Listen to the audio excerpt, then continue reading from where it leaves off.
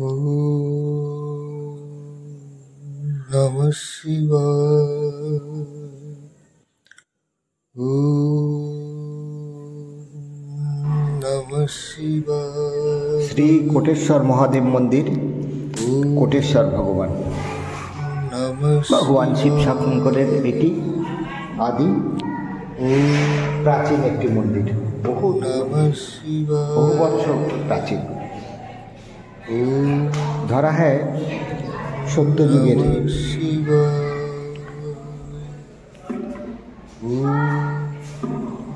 Namah Shivaya. Om Namah Shivaya. Om Namah Shivaya. नारायणाय च विद्महे वासुदेवाय धीमहि तन्नो विष्णुः प्रचोदयात्। ॐ महालक्ष्मी च विद्महे विष्णुपत्नी च धीमहि तन्नो लक्ष्मीः प्रचोदयात्। कात्यायनी च विद्महे कन्याकुमारी च धीमहि तन्नो देवी प्रचोदयात्। ॐ दासराधाय च विद्महे सीतावराय च धीमहि तन्नो रामः प्रचोदयात्। ॐ वेदान्तनाथाय विद्महे हिरण्यगर्भाय धीमहि तन्नो ब्रह्मः प्रचोदयात्। ॐ हंसाय विद्महे परमहंसाय धीमहि तन्नो हंस प्रचोदयात्। ॐ आदित्याय विद्महे दिवाकराय धीमहि तन्नो सूर्यः प्रचोदयात्। ॐ अंजनीजाय विद्महे वायुपुत्राय धीमहि तन्नो हनुमत् प्रचोदयात्। ॐ रुद्रदेहाय विद्महे मेखलकन्याय धीमहि तन्नो शिवः प्रचोदयात्। ॐ नन्दनन्दनाय विद्महे देवकीनन्दनाय धीमहि तन्नो कृष्णः प्रचोदयात्। ॐ तत्पुरुषाय विद्महे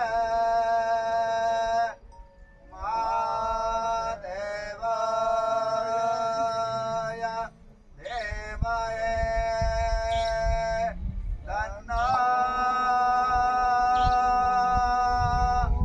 रुद्रः प्रचोदयात्। शिवपादेश्वराय साङ्गाय सपरिवाराय सायुधाय सशक्तिकाय शवाहनाय मन्त्रोष्पाञ्जलिं समर्पयामि। तुम डिजाइन में डाल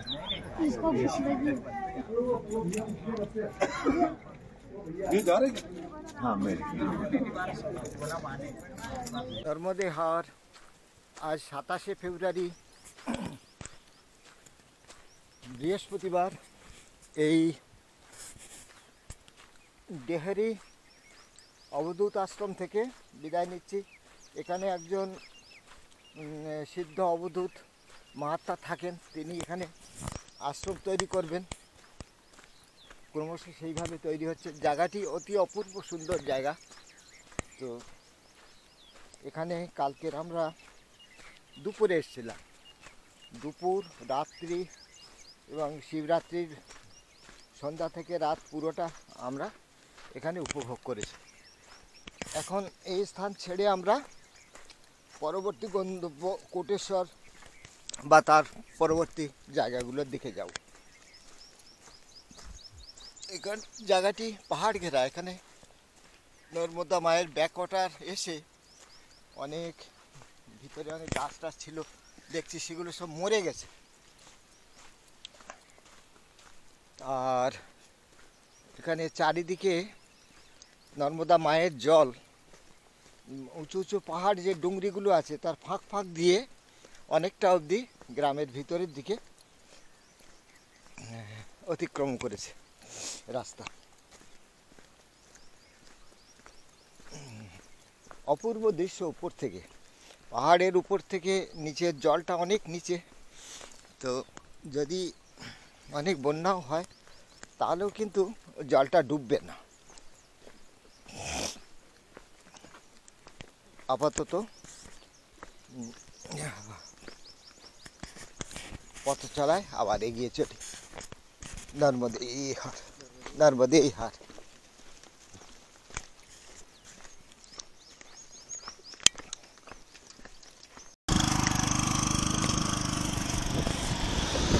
নর্মদে হার। তো এখন আমি আছি এই একটা নদী সেতু। তো এখানে কোটেশ্বর মন্দির ওই দূর থেকে দেখা যাচ্ছে, এখান থেকে 5 কিলোমিটার দূরে। তো কোটেশ্বর মন্দির আগে এখানে নদী ছিল না, এখানে একটা নিচু ভূমি। তো নদী বাঁধ হওয়ার ফলে যে ড্যাম তৈরি হয়েছে, ড্যামের ফলে এখানে ব্যাক ওয়াটার দারুণভাবে জমা হয়েছে একটা বিশাল এলাকা জুড়ে। তার ফলে এখন আর নর্মদা মায়ের কুল দিয়ে আর ওই জায়গাটিতে যাওয়া যায় না, মানে কোটেশ্বর শিব মন্দির। তো দীর্ঘ পথ ঘুরে ঘুরে ঘুরে ঘুরে অনেকটা ঘুরে, হ্যাঁ, প্রায় 3 গুণ রাস্তা ঘুরে এই সেতু পেরিয়ে তারপর আবার ওই মায়ের তীর দিয়ে দিয়ে যেতে হবে ওই কোটেশ্বর শিব মন্দির। কিন্তু কোটেশ্বর দেখার ইচ্ছা আমার, বাধ্য হয়ে এই দীর্ঘ পথ আমাকে পায়ে হাঁটতে হবে। ঠিক আছে, সেইভাবেই যাই। হ্যাঁ, তো এই যে ব্যাক ওয়াটারটা জমেছে, জায়গাটি ভারী সুন্দর দেখতে হয়েছে। আর মিষ্টি জলের যে একটা বিরাট রিজার্ভার তৈরি হয়েছে, এটাও একটি পজিটিভ দিক। তো জল একদম ঝকঝক করছে। তো দীর্ঘ পথ হাঁটার ফলে পা খুব ক্লান্ত হয়ে আছে। তো এই অবস্থায় 2 জন সজ্জন এখান থেকে যাওয়ার পথে বললেন একটু সামনে গিয়ে খেড়াপতি হনুমান মন্দির, ওখানে প্রসাদ নিয়ে তারপরে যে কোটেশ্বর যাওয়ার কথা তিনি বলেছেন। তো কিন্তু খেড়াপতি মন্দির পেরিয়ে আবার খানিকটা পিছনে আসতে হবে কোটেশ্বর আসতে গেলে। তো এখন ভাবছি, আমার মনে হয় তাদের কথাটা রাখা উচিত। সামান্য একটু পিছিয়ে আসতে হলেও হবে, কিন্তু তাতে সুবিধা হবে যে কোটেশ্বর মন্দির সম্বন্ধে কিছু তথ্য জানা যাবে। তো ভারী অপূর্ব এই জায়গাটি, সেতুটি বিশাল লম্বা। এই দেখুন সেতুটি কতটা লম্বা, ওর ও প্রান্তটা এ প্রান্ত থেকে দেখা যাচ্ছে না, এতখানি দূরত্ব প্রায়। আর ওই দূরে কোটেশ্বর মন্দিরের হলুদ রঙের চূড়া দেখা যাচ্ছে। ওই যে দূরে যে পাহাড় দেখা যাচ্ছে, ওখানেই মা নর্মদা, এই নদীটির সঙ্গম ওখানে হয়েছে। তো এই সুন্দর রাস্তাটি আপাতত পেরিয়ে যাই। আর এখানে আগে যে স্থলভূমি ছিল তার কিছু কিছু উঁচু জায়গা এরকম আছে, সেখানে এখন পাখিদের বসার এবং বিশ্রাম নেওয়ার জায়গা হয়েছে। তাদের কিচিরমিচির চলছে এখানে, পাখিদের মেলা। বুনো হাঁসও দেখছি এই জলে ডুবে ডুবে ডুবে যাচ্ছে। পানকৌড়ি আছে, বক আছে, কাদা খোঁচা আছে, বহু রকমের পাখি। হাঁসগুলো খুব সুন্দর দেখতে, বালিহাঁসের ঝাঁক দেখছি চারিদিকে।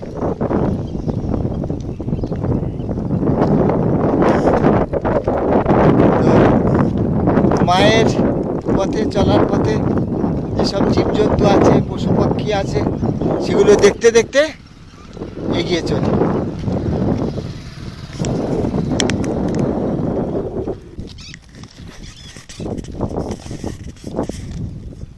তো নিসারপুরের আগে এই সেতু পেরোনোর এখানে দেখছি বহু প্রাচীন ঘরবাড়ি, শিব মন্দির এবং অন্যান্য মন্দিরের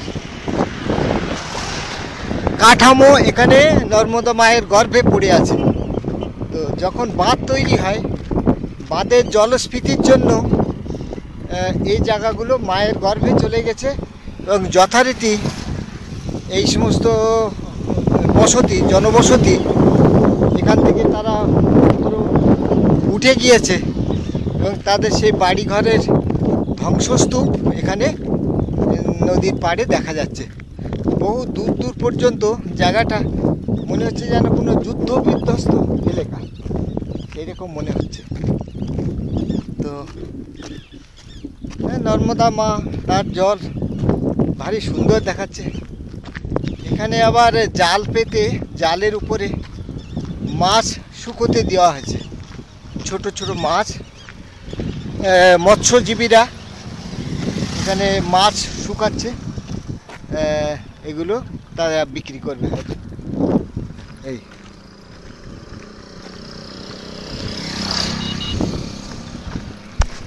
এখানে অনেকে আবার গাড়ি নিয়ে এসে মায়ের জলে সরাসরি গাড়ি ডুবিয়ে দিয়ে গাড়ি ধুয়ে দিচ্ছে। ভারী সুন্দর জায়গাটা।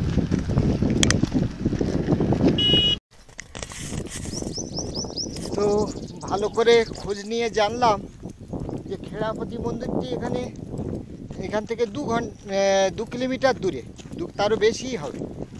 তো সেটি মনে একটু সাময়িক বিভ্রান্তি সৃষ্টি করেছিল, কারণ 2 কিলোমিটার গিয়ে আবার ফিরে আসা মানে 2 আর 2 4 কিলোমিটার, 9 কিলোমিটার রাস্তা হয়ে যেত এই কোটেশ্বর। কিন্তু কোটেশ্বর আমাকে যেতেই হবে, তাই কিছুটা বাড়তি হাঁটা হলেও আমি একটু এগিয়ে আবার পিছনে ফিরলাম। ফিরে এখন চলেছি কোটেশ্বর মহাদেব মন্দিরের দিকে।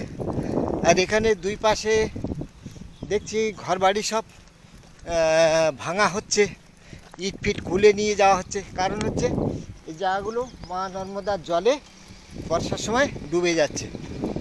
বাঁধ তৈরির ফলে এটা হয়েছে। তো সরকারের তরফ থেকে মনে হয় পুনর্বাসন টোসন দেওয়া হয়েছে, যেসব জায়গা নদীগর্ভে চলে যাচ্ছে সেই জায়গাগুলো। তো এই জায়গাটি একটা অদ্ভুত দৃশ্য, সব মনে হচ্ছে যেন ধ্বংসস্তূপ, পরিত্যক্ত বাড়ি, ভাঙা চূড়া ঘরের কাঠামো, সব প্রাচীন প্রাচীন গাছও ছিল। এই জায়গা একসময় ছিল ভিল অধ্যুষিত। এখন সেই দুর্ধর্ষ দস্যু প্রবৃত্তির ভিল জাতি তো আর নেই। এখন সব বসতি স্থাপন হয়েছে, আইনের শৃঙ্খলা স্থাপন হয়েছে। তো এই পরিত্যক্ত জায়গাগুলো দেখতে দেখতে কোটেশ্বর বাবার দিকে এগিয়ে যাচ্ছে নর্মদে হয়। এখান থেকে জায়গাটা মোটামুটি আনুমানিক 4.5-5 কিলোমিটার দূরত্বে হবে। একটু কষ্ট হবে আমার, একটু বাড়তি হাঁটা হবে। তো তীর্থযাত্রার পথে অনেক সময় বিভ্রান্তি হয়, আগামী গন্তব্য কত দূরে, অসুবিধা হয়। অনেকে মানুষ ভুল বোঝে। আমরা যে সবসময় তীর্থযাত্রীরা সহজ পথে চাই, সংক্ষিপ্ত পথে চাই, যেখানে ভালো আরাম আছে এরকম পথ চাই, তা তো না। আমরা চাই কোথায় কোন প্রাচীন দেব মন্দির আছে, সেখানে কোন দেবতার কোন মাহাত্ম্য বর্ণিত হয়ে আছে, কোন দেবতার সেই তার তপবলের সেই চিৎকণা মন্দিরের পরিমণ্ডলে এখনও বিদ্যমান আছে, এইসব জায়গাগুলো দেখতে চাই। আর স্থানীয় মানুষরা জানে পরিক্রমাকারীদের খাওয়ার দরকার, আশ্রয় দরকার। তো তারা যেখানে যেখানে আশ্রয় বানিয়েছে সেই দিকেই আমন্ত্রণ জানায়।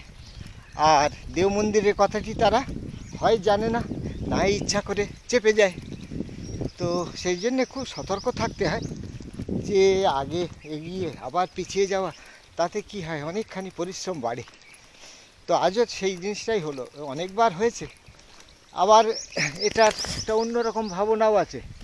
অন্য ভাবনাটা হলো আগ বাড়িয়ে পথে কেউ কিছু একটা উপদেশ দিল যে আসুন আমাদের এখানে বিশ্রাম নিয়ে তখন যাবে। তো সেটা উপেক্ষা করা মুশকিল হয়ে যায়। বুঝে নিতে হবে যে কি পরিস্থিতিটা হতে চলেছে, তার অফারটা নেওয়া উচিত কি উচিত না। তো এত সব জটিল পরিস্থিতি খুবই মুশকিল। আমি যদি সিধে এই কোটেশ্বরের পথে এগিয়ে যেতাম বা ভদ্রলোক দুজন যদি আমাকে তাদের মন্দিরে যাওয়ার অনুরোধ না জানাতেন, তাহলে আমি এতক্ষণ কোটেশ্বরের পথে অনেকটা এগিয়ে যেতে পারতাম। তো এ পিছিয়ে গিয়ে এগোচ্ছি, এই হলো পরিস্থিতি। যাই হোক, কাউকেই তো দোষারোপ করা যায় না। দোষারোপ যদি করতে হয় তো নিজের ভাগ্য, নিজের বুদ্ধিকে, নিজের বিচক্ষণতাকে, যে যা বলবে তাই শুনে নিতে হবে নির্বিচারে, তা তো কথা ছিল না। তারা তাদের মত জানিয়েছে, তুমি তোমার সিদ্ধান্তে স্থির থাকতে পারো বা বুদ্ধি প্রয়োগ করে কোনটা উচিত তাৎক্ষণিক সেইটা বিচার করতে পারো। যাই হোক, এত সূক্ষ্ম বিচার বিশ্লেষণ না গিয়েও এটা ঠিক শেষ মতো আমি ফিরে এসেছি কোটেশ্বর বাবার রাস্তায়। পথ যতই দীর্ঘ হোক, পায়ে যতই ক্লান্তি আসুক, আমি ঠিক পৌঁছে যাব। নর্মদে হর। মহাদেবের কাছে প্রার্থনা জানিয়েছিলেন যেন পথে আর কোনো বিপদ আপদ, দ্বিপদ চতুষ্পদ কোনো হিংস্র প্রাণী যাতে তাদের আক্রমণ না করে, এই জন্য সেটা নির্দেশ দিয়েছিলেন স্বয়ং মহাত্মা দিগম্বর করপাত্রীজি মহাশয়। তো এখানে বাগলি নদীর বিশাল বড় জলাধার, এখানে বাগলি নদী ভরে গেছে। আজকে দুপুরে যে বিরাট ব্রিজটি পার হয়েছিলাম এখান থেকে প্রায় 5 কিলোমিটার দূরে। তো এই তো আজকের 27শে ফেব্রুয়ারি বিকালে এই পবিত্র সুন্দর জায়গাটি দর্শন করছি। এই দেখুন, প্রাচীন মন্দির এই জলের মধ্যে ডুবে আছে। তো এখন নতুন মন্দির, এটাই হয়তো প্রাচীন মন্দির ছিল, মন্দিরটিকে এখন একটু রং টং করা হয়েছে। আরও এই জায়গাটা ছিল অনেক ছোট ছোট মন্দির, তার বর্ণনা আছে। জঙ্গলের মধ্যে অনেক ছোট ছোট মন্দিরও ছিল। তো এই পবিত্র কোটেশ্বর ধাম, কোটেশ্বর বাবাকে দর্শন করতে যাচ্ছি পড়ন্ত বিকালে। দুপুরবেলায় এসেছিলাম অত্যন্ত ক্লান্ত বিধ্বস্ত হয়ে, তখন যাওয়ার মতো মানসিক শারীরিক পরিস্থিতি ছিল না। তো এখন যাই দর্শন করে। এই জায়গাটা যেখানটা আমি আছি ওখানে একটি আশ্রমটি বিশাল আশ্রম, সেখানে অখণ্ড রাম নাম জপ হয়। তো ওইখানেই আছি, জিনিসপত্র মূল ওখানেই রেখে এসেছি।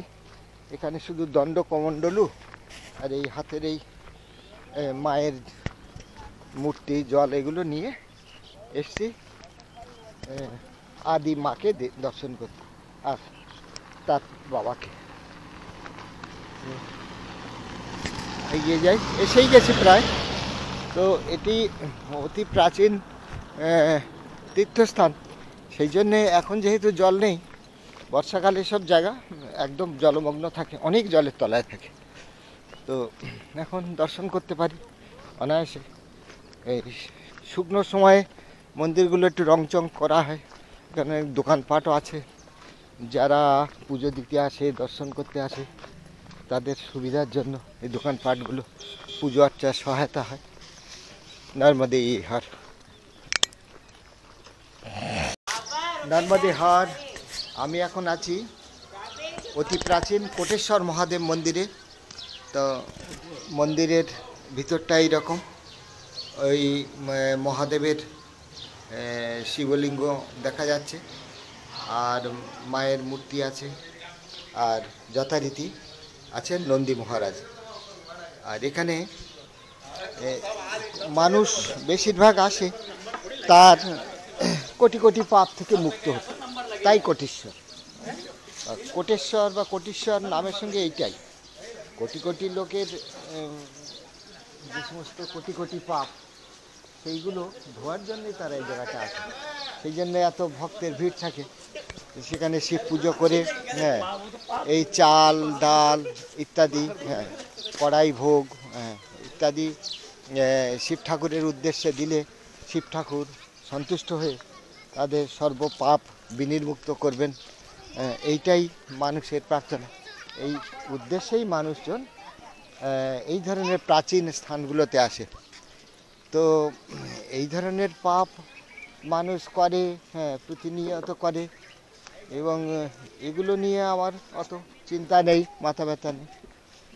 পাপ করলে তার শাস্তি বিধান তিনি করুন, এবং সেইভাবেই আমি পাপমুক্ত হই। এইটাই আমার মনের আন্তরিক কথা। সেই জন্যে আলাদাভাবে মায়ের বুকে ডুব লাগিয়ে বা শিব ঠাকুরকে প্রণাম করে এক মুঠো কড়াই দান করলাম আর পাপ মুক্ত হলাম, এই চিন্তাধারায় আমি বিশ্বাসী নই। তো এখানে মায়ের জল বেশ গভীর এবং অনেকটা উপর অব্দি আছে। বর্ষাকালে ফুলে ফেপে গোটা অঞ্চল ভাসিয়ে নিয়ে যায়। তো এখানে সব পুণ্যার্থীরা স্নান করছেন। এখন সূর্য অস্তের পথে, আর দেখতে পাচ্ছি অনেক কিছু জলজন্তু সব ভাসছে, হ্যাঁ, আর অনেক মাছ আছে, সব চড়ে বেড়াচ্ছে, সুন্দর দেখা যাচ্ছে। অনেকে জলের মধ্যে সব বিভিন্ন খাবার দাবার, মুড়ি, চাল ইত্যাদি দিয়েছে। তো সেগুলো খাওয়ার জন্যে প্রচুর মাছ জলের মধ্যে সাঁতার কাটছে দেখা যাচ্ছে। আর এখানে ওই একটি প্রাণী ভাসছে, তা কি এখান থেকে বুঝতে পারছি না, কিন্তু প্রাণীটি ভেসে ভেসে এগিয়ে যাচ্ছে ক্রমশ। তো এই নদীতে তো কুমির থাকারই কথা, কিন্তু সকলে নির্ভয়ে চান করছে। তার মানে নিশ্চয় কুমিররা মানুষকে ভয় পাচ্ছে, অথবা কুমির নেই, দুটোর কোনো একটা হবে। আচ্ছা, তো এই প্রাচীন শিব মন্দিরের সঙ্গে আরও অনেক এগুলো ছিল অতি প্রাচীন সব কাঠামো। তো এদিকটাও একটু ঘুরে দেখে আসি। এই চত্বরটিতে সব বিভিন্ন কাজ, ঘাটের কাজ ইত্যাদি হয়। পাশে একটি শ্মশান ঘাট, বার্নিং ঘাটও দেখলাম। সেখানে কাঠের, এখানেও দেখছি এই কাঠের জ্বালানিতে হচ্ছে শবদাহের ব্যবস্থা। তো সমস্ত কিছুই মায়ের তীরে হচ্ছে সুচারুভাবে। মায়ের কিনারাতেও ভগবান শিবশঙ্করের মূর্তি বসানো আছে। তো এইসব প্রাচীন সব ধ্বংসাবশেষ হতে বসেছে আস্তে আস্তে আস্তে আস্তে নদী গর্ভে চলে যাবে।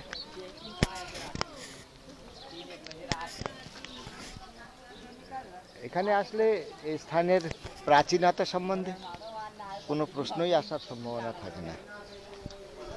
এক সময় ছিল গভীর জঙ্গলের মধ্যে, এখন মানুষের জঙ্গলের মধ্যে আমাদের কোটেশ্বর বাবা ঢুকে গেছেন। কোটি কোটি লোকের কোটি কোটি পাপ কি করে কমানো যায় বা মুক্ত করা যায়, সেই কাজে সম্ভবত বাবা এখন ব্যস্ত থাকছে। আগেকার দিনের জঙ্গলের মধ্যে কটা লোকেই বা আসতো, সাধু সন্তরাই আসতো কেবলমাত্র, দু চারজন। হ্যাঁ, এই এক মুঠো কড়াই ডাল ভিখারিকে দিলে বা বাবাকে অর্পণ করলে পাপ থেকে মুক্ত হওয়া যাবে। তো মন্দিরটি যখন জলের থেকে জেগে ওঠে তখন এইরকমভাবে সুন্দর করে রং করে রাখা হয়। আর এখানে একটি নতুন রাম মন্দির তৈরি হয়েছে, শ্রীরাম মন্দির কোটেশ্বর। নিশ্চয়ই এটা ইদানিংকালের। আর এটি হলো মূল স্নানঘাট। এখানে একটা ডুব দিয়েও পাপ মুক্ত হওয়া যায়। যাই হোক, কোটেশ্বর বাবা দর্শন হলো। এইবার স্থান থেকে এগিয়ে যাব।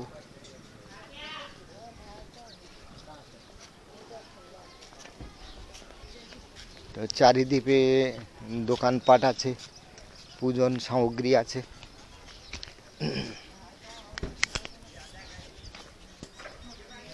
আর ওই প্রাচীন সব গাছের নিদর্শন এইগুলো আছে, যেগুলো মারা গেছে, ডালপালাগুলো কেটে ছোট করে রাখা আছে। এখন গাছের, প্রাচীন গাছের মৃত শরীর।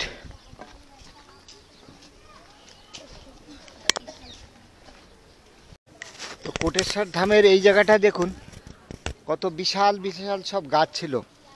এই গাছগুলো আস্তে আস্তে নর্মদা মায়ের জল ভরার ফলে এই জঙ্গল গাছ এইগুলো সব মরে গেছে এবং আস্তে আস্তে উপড়ে ভেসে আসছে।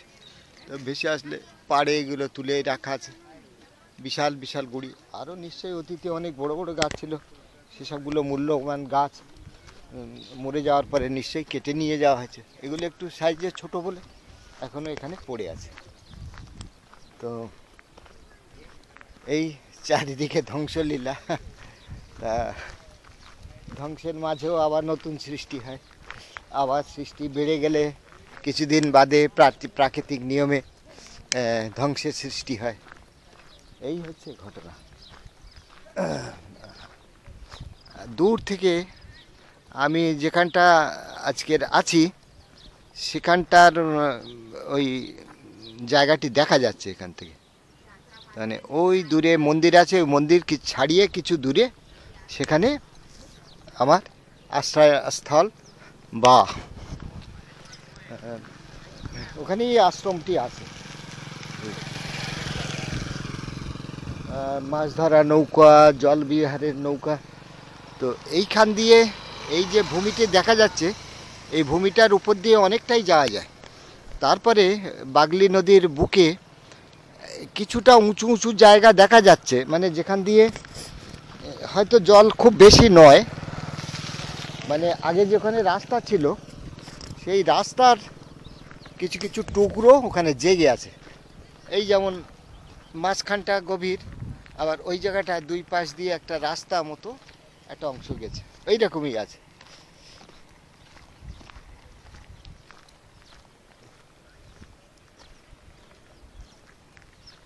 সব চারিদিকে ধ্বংসলীলা।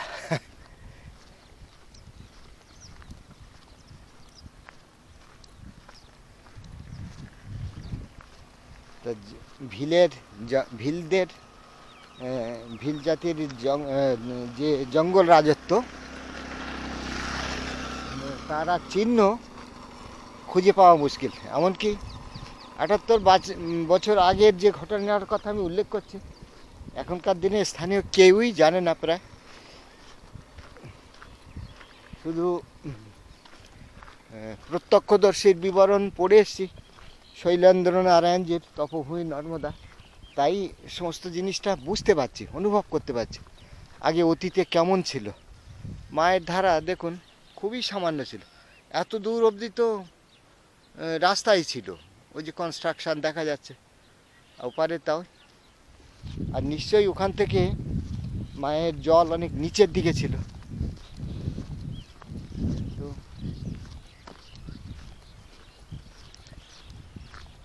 যাই হোক, মিষ্টি জলের যে জলাধার, মায়ের জল ধারণ ক্ষমতা বেড়েছে।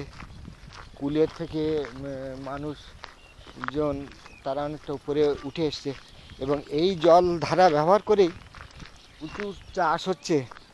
এই জায়গাটা দেখেছি, মানে ফসলে উপচে পড়ছে।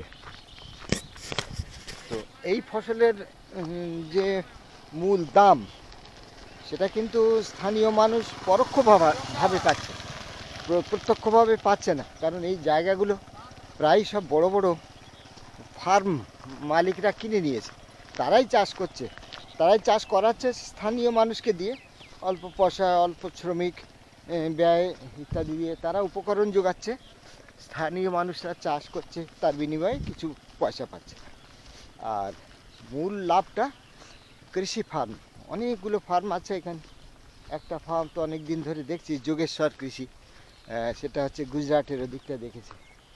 এখানেও আজকে দেখলাম মাইলের পর মাইল একটাই কৃষি ফার্ম, তার মাইলের পর মাইল জমি তাদের, আর তাতে ফসল বেশিরভাগ এই অঞ্চলে যেটা হয়েছে সেটা হচ্ছে ছোলা, চানা।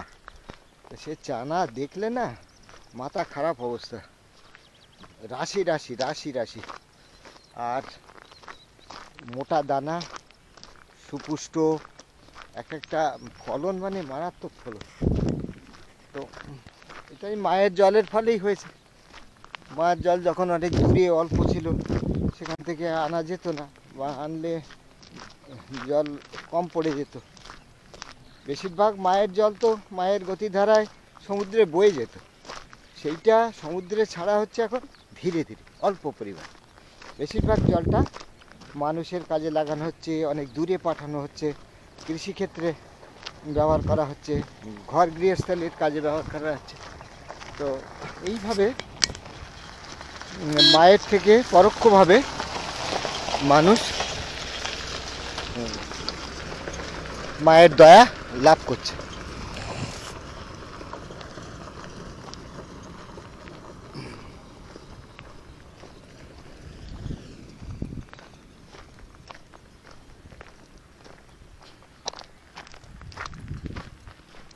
যাক, বাবার দর্শন হলো, মায়ের দর্শন হলো।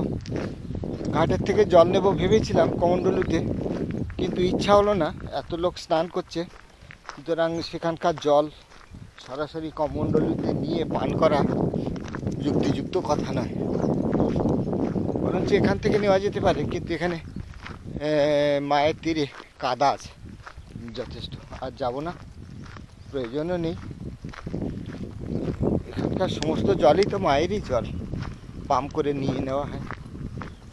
নর্মদে হর।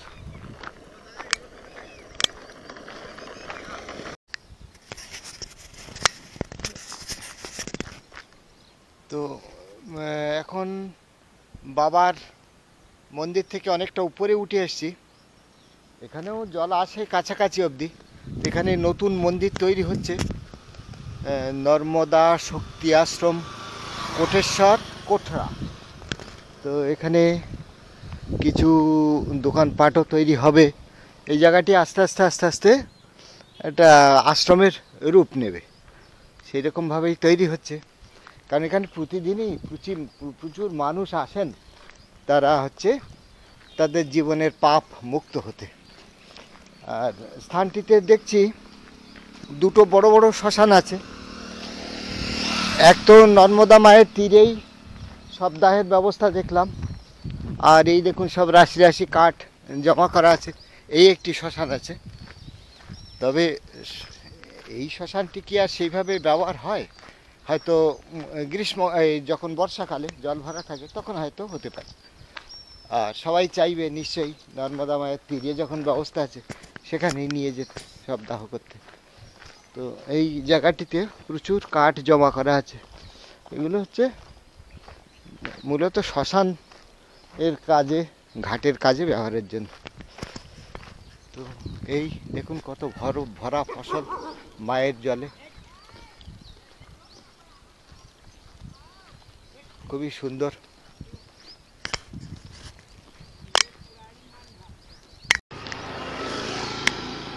নর্মদে হর বাবা। আজ 27 তারিখ, 27শে ফেব্রুয়ারির বিকেল। তো আমি এখন চলেছি আদি কোটেশ্বর ধাম মহাদেব মন্দির দর্শনে। তো মন্দিরটি বাঁধের জলাধারের জলের জন্য এখন নর্মদা মায়ের বুকে সমাহিত হয়ে যাচ্ছে ধীরে ধীরে। তো এই জায়গাটি অনেক ইতিহাস আছে প্রাচীন, তো দর্শন করার জন্য আসে। কোটেশ্বর নাম, তার মানে এখানে এক সময় বহু মানে কোটির ঘরে বলা যায়, মুনি ঋষি দেবতা সকল এখানে জপ তপ করেছিলেন ভগবান আশুতোষের কৃপা লাভের জন্য, সর্ব পাপ নির্মুক্ত হয়ে যাতে তারা মোক্ষ লাভ করতে পারে।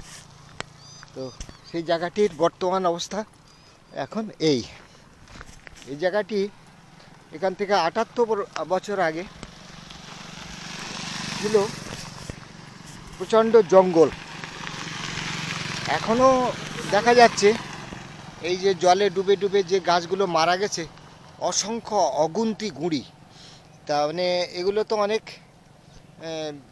আগেকার দিনে, তাহলে নিশ্চয়ই আরও কত ছিল, কত গুঁড়ি তো পচে জলের সঙ্গে মিশে গেছে বা ভিতরে ঢুকে আছে। আগে পরিক্রমাকারীরা এই নর্মদা মায়ের তীর দিয়েই যেতেন। এই যেমন এই সব তীরভূমি, মা এখানে কম চওড়া ছিল আর ছিল গভীর ঘন জঙ্গল। তো এটা কল্পনার দৃষ্টিতে বলছি না, এটা বলছি যে অতীতের যে বর্ণনা পড়েছি প্রত্যক্ষদর্শীদের, সেই বর্ণনা থেকেই বলছি। তো এখানে এসে সেটা অনুভব করতে পারছি। ওই দেখুন কত দূরে একটা পুরানো কনস্ট্রাকশন তো ছিল, এগুলো ছিল, সেগুলো এখনো বিলুপ্ত। তো এই কোটেশ্বর মহাদেব মন্দিরে নির্জনতার সুযোগ নিয়ে এখানে ছিল ভিল জাতি অধ্যুষিত জঙ্গল তস্কর বলা চলে। গরিব মানুষ, তারা লুটপাট করে খেত। তীর্থযাত্রীদের তারা মনে করতো এ মাই পাঠিয়ে দিয়েছে তাদের জীবিকা ধারণ করার জন্য। তীর্থযাত্রীদের কাছে সর্বস্ব লুট করতো, অনেক সময় বাধা দিলে খুন জখম ইত্যাদি হতো। তো ৭৮ বছর আগে এমনি ঘটনা ঘটেছিল এই কোটেশ্বর মন্দিরে। রক্তাক্ত হয়েছিল একদল নাগা সন্ন্যাসী। তো তাদের সেই বিপদ থেকে বাঁচিয়েছিলেন মহাত্মা দিগম্বর করপাত্রী মহাশয়। তো দিগম্বর করপাত্রীজির যে কুটির ছিল জঙ্গলের মধ্যে, সেটি ছিল অকলবাড়া বলে একটা জায়গা। এখান থেকে আরও বেশ কিছু দূর গেলে সে অকলবাড়া পড়বে, হয়তো 2 দিনের রাস্তা কি 1 দিনের রাস্তা হাঁটা পথে। তো সেই জঙ্গল, ঝাড়ি পথ, সেই ভিল দস্যু সব আজ উধাও। আজ সব মায়ের গর্ভে এখানে। এখন ফেব্রুয়ারি মাসের মাঝামাঝি, এখনই জল দেখুন কত বিস্তৃত। আর এই যে নদীটি কোনো জায়গায় লেখা বাঘিনী নদী, কোথাও বাগলি নদী। তো ঠিক নাম কোনটি তা জানি না। তো বাঘিনী বাগলি দুটো নামের মধ্যে বিতর্ক আছে।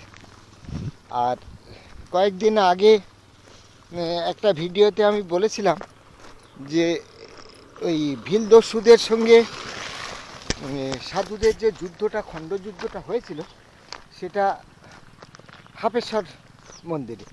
কিন্তু ঘটনা ঠিক তা নয়। পরে আমি ভালো করে খতিয়ে দেখলাম যে মূল ঘটনাটা, মানে মারপিটের ঘটনাটা ঘটেছিল এই প্রাচীন এই কোটেশ্বর মন্দিরে।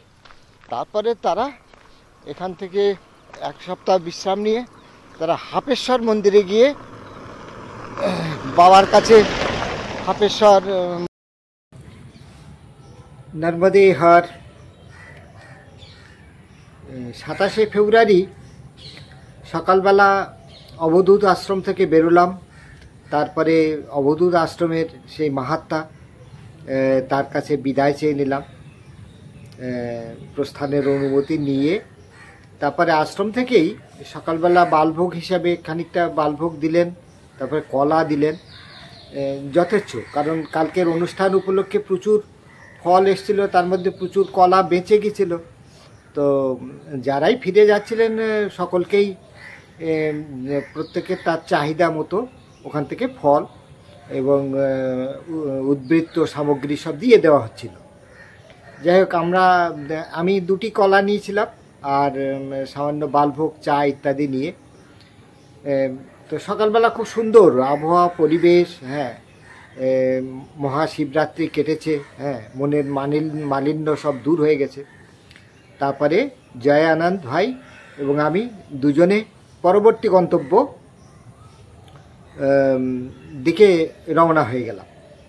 তো যথারীতি সেই গ্রামটি পেরিয়ে গেলাম, গিয়ে এবারে মূল যে জায়গাটি আমাদের প্রথমে যেতে হবে নিসারপুর। এই নিসারপুর এখানে অনেকে বলে বাগলি নদী, স্থানীয়রা তো বাগলি নদী বলল, আর গুগল বাবাতে লেখা আছে বাঘ নদী বা বাঘিনী নদী। যাই হোক, সে বিশাল চওড়া। আসলে মূল নদীটি এত চওড়া ছিল না।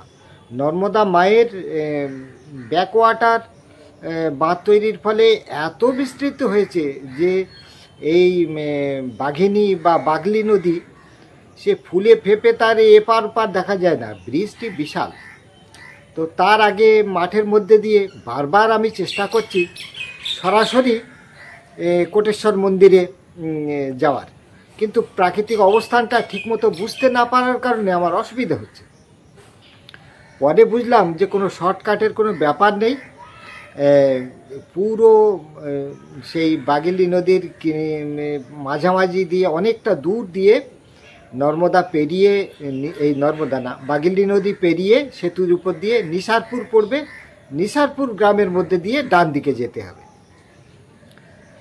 তো এইখানে এই অংশটুকু বেশ অনেকটা পথ, তা প্রায় 8-9 কিলোমিটার রাস্তা হেঁটে আসলাম, কলা বাগান, ফসলের ক্ষেত, ছোলা ক্ষেত ইত্যাদির মধ্যে দিয়ে। তো এইখানে জয় আনন্দ বাবার সঙ্গে আমার একটু মতবিরোধ হলো।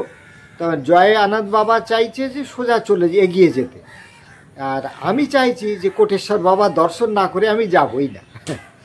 তো জয় আনন্দ বাবা একসময় হয়তো আমার উপরে একটু বিরক্তই হয়ে সোজা পথে এগিয়ে গেল। আবার আমার প্রতি তার মনে একটা সফট কর্নারও আছে, হ্যাঁ সেটা আমি জানি, হ্যাঁ, কিন্তু তার একটু আগে এগিয়ে যাওয়ার ইচ্ছা, সেই জন্যে সে আমাকে ফেলে একটু জোর পায়, কারণ যুবক ছেলে। আমি একটু ধীরে ধীরে হাঁটলাম, বা একটু শর্টকাট পেয়ে কোটেশ্বর বাবার দিকে মোড় নিতে গিয়ে আমি একটু দেরিও করে ফেললাম। যাই হোক, তারপরে সেই বাগলি সেতুর উপরে এক হনুমান মন্দিরের 2 ভক্ত, তারা আমাকে মিসগাইড করার চেষ্টা করলো। আমি বারবার বললাম যে কোটেশ্বর বাবার যাব, সেই পথটা বলো। সে বললো, বাবা সে যেখানে যেও আগে আমাদের হনুমান মন্দিরে ওখানে দুপুরে ভোজন প্রসাদী নিয়ে যেও। তো পরে বুঝলাম সেইটাই ছিল মারাত্মক টোপ। মানে ওই টোপটি আমি যদি গিলে ফেলতাম তাহলে কোটেশ্বর বাবা অবধি ফিরে আসার সাধ্য বা মনের বল আমার আর থাকতো না। তো যাই হোক, তো সেতু পেরিয়ে যখন বুঝতে পারলাম যে না, এখান থেকে হনুমান মন্দির অনেক দূর, আমাকে খানিকটা ভুল তথ্য জানিয়েছেন তারা। তো আমি আবার অনেকটা এগিয়ে গিয়েও ফিরে আসলাম। এসে তখন ক্লান্ত বিধ্বস্ত, আর একবার ভুল পথে এগিয়ে আবার পিছিয়ে আসা। তো এগুলাম কোটেশ্বর বাবার দিয়ে। তো গ্রাম পেরিয়ে একটি ছোট দোকান পড়েছিল, সেই দোকানের এক হতদরিদ্র সে দোকানদার, তিনিও কিন্তু চা খাওয়ালেন, পয়সা নিলেন না আমার কাছ থেকে। তারপরে দুপুর প্রায় 2:30টা নাগাদ পৌঁছলাম কোটেশ্বর মন্দির থেকে 1.5 কিলোমিটার আগে। ওটা হচ্ছে দগড়ু মহারাজ আশ্রম। তো এইগুলো আমি ভিডিওতে দেখাতে পারিনি, মানে শারীরিক ক্লান্তির কারণে, তাই আমি এটা বর্ণনা করে আপনাদের জানাচ্ছি। তো এই দগড়ু মহারাজ আশ্রম কিন্তু অনেক জায়গাতেই আছে। এই পরিক্রমাকারীদের তারা কিন্তু সেবায় সদা তৎপর। তো এই আশ্রমটিতে সদা রাম নাম জপ হচ্ছে অনবরত। বেশ কিছু মা ভক্ত তারা পালা করে করে সেই গান করছেন। তা যাওয়ার সাথে সাথেই সেই মন্দিরে খুব সুন্দর প্রসাদ তারা পরম সমাদরে ডাকলো। পাকা বাথরুমের ব্যবস্থা আছে ওখানে, সুন্দরভাবে আসন বিছালাম। তারপরে ভোজন প্রসাদের পরে বিশ্রাম নিলাম। দেখলাম অনেক প্রাচীন বা পুরাতন সব বৃদ্ধা সব ওখানে আশ্রমে আছেন, হ্যাঁ, তারা সেবা কার্য করেন বা পালা করে যে রাম নাম হয় তাতে তারা অংশগ্রহণ করেন। তারপরে বিকালে ওখান থেকে এই গ্রামের নামটা হচ্ছে কোটেশ্বর বাবার নাম হচ্ছে কোঠরা গ্রাম। তো সেখানে কিন্তু আর কোনো ভিল পরিবার বা কোনো কিছু, তার কোনো চিহ্ন মাত্র নেই, এমনিতে জনবিরল। তা কিছু আদিবাসী পরিবার দেখলাম, হ্যাঁ। তো মূল ভিল তো এখন নেই, বর্ণসংকর হয়ে গেছে, তারা অনেকটা মূল সমাজের সঙ্গেও মিশে গেছে। তো কোটেশ্বর মন্দিরে সুন্দরভাবে দেখলাম। তারপরে কোটেশ্বর মন্দিরের ওপার থেকে, ওদিক থেকে যে পুরানো পরিক্রমা পথ বাগলি নদী সঙ্গমের দিকে অনেকটা ভিতর দিয়ে গেছে, সেই পথের কিছু কিছু অংশ জেগে আছে। বর্ষার সময় তো গোটা অঞ্চলেই অনেক জলের, গভীর জলের তলায় চলে যায়, পুরো মন্দিরই ডুবে যায়। আবার এই সময় যেমন জেগে উঠেছে, এখন সব আবার ধোয়া মোছা রং করে পূজা হচ্ছে। তো ফিরে এসে আবার সুন্দরভাবে সেই রাত কাটালাম সেই দগড়ু মহারাজ আশ্রমে, খুব সুন্দর জায়গা। তো এখানে একটা মজার ঘটনা ঘটল। হঠাৎ রাত 2:30 নাগাদ কয়েকজন আমাকে ডেকে তুললো, বাবা বাবা উঠ যাও বাবা। তো मैंने আমি বললাম যে क्या हुआ बाबा, হ্যাঁ इतना, तो बोले बाबा पकौड़ा बनाया, पकौड़ा खाओ तो इतना रात में आप पकौड़ा का इंतजाम किया। তো লঙ্কার পকোড়া করেছিল, আর কী সব করেছিল, খেতে দিল। হ্যাঁ, তা আমি আর কী করি, তারাও সব আসলে তারা রাম নাম করছে তো অনবরত, এই পালা করে তার ফাঁকে ফাঁকে কিছু তো খেতে হবে। তো এইভাবে জাগছে, আনন্দ করছে, নিজেদের মতো বানাচ্ছে, খাচ্ছে এবং খাওয়াচ্ছে, ভোজন আনন্দ। তো অনেকগুলি পকোড়া, খুব সুন্দর, হ্যাঁ, বড় বড় লঙ্কার পকোড়া বা আরও সব দিয়েছিল। খেলাম, খাওয়ার পরে আরেকজন এসে জিজ্ঞেস করলো, বাবা মজা আয়া না? তো বললাম হ্যাঁ বাবা, ভরপুর মজা আয়া। তো এই পরিক্রমা পথে কত সুন্দর সুন্দর দৃশ্য, ঘটনা, শুধু যে মন খারাপ করার ঘটনা, হতাশার ঘটনা, প্রবঞ্চনার ঘটনা তা তো নয়। তো মিলেমিশে ভরপুর আনন্দ। আর পরিশ্রমের শেষে, হ্যাঁ, ভুল পথের থেকে ফিরে এসে মন শক্ত করে যে না, আমাকে কোটেশ্বর বাবা দর্শন করতেই হবে। তো সেই দর্শন করলাম, সেই সুন্দর সেই পবিত্র স্মৃতিচারণ। তার পুরস্কার স্বরূপ ওই মাঝরাত্রে ওই বাবা তুলে পকোড়া খাইয়ে বললেন, বাবা মজা তো আয়া না? তো এই মজার কাহিনীর মধ্যে দিয়ে আজকের 27 তারিখের বর্ণনা শেষ করি। নর্মদে নমঃ শিবায়, ওম নমঃ শিবায়, ওম নমঃ শিবায়, ওম নমঃ শিবায়।